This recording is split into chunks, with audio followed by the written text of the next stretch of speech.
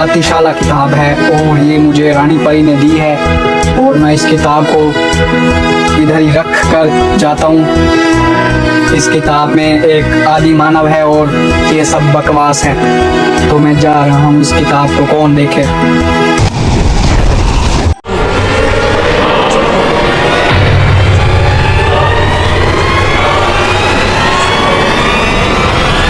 बालवीर, हमने आपसे कहा था कि वो किताब कितनी महत्वपूर्ण है, आपको ध्यान रखना चाहिए था बालवीर। रानी परी, मैं नहीं जानता कि वो आदि मानव उस किताब से कैसे बाहर निकला। मैंने तो खुद वो किताब आतिशाला में रखी थी रानी परी। लेकिन बिना किसी के मंत्र पढ़े वो आदि बालक उस किताब से बाहर नहीं निकल सकता बालवीर। लेकिन जो होना था वो तो हो गया ना भटकाती परी।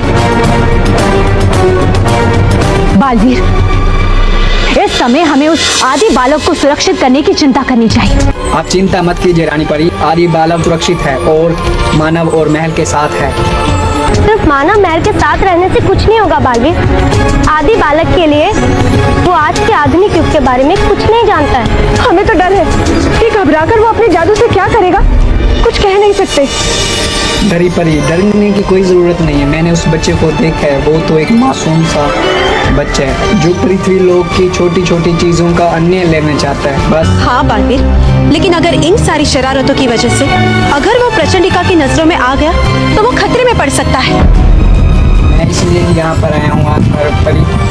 रानी परी, मैं जानना चाहता हूँ कि हम उसको उसके युग में कैसे भेज सकते हैं। लेकिन बालवीर, उस आदि बालक को उसके युग में वापस भेजने का रास्ता भी वो किताब ही है। ठीक है रानी परी, मैं उस आदि बालक को और आदि कालक किताब को परिलोक में लेकर आता हूँ, ताकि प्रचंडिका को पता चलने से पहले हम उसी आदि बालक को उसके युग में वापस भेज सकें। नहीं बालवीर, इस समय इसकी आवश्यकता नहीं,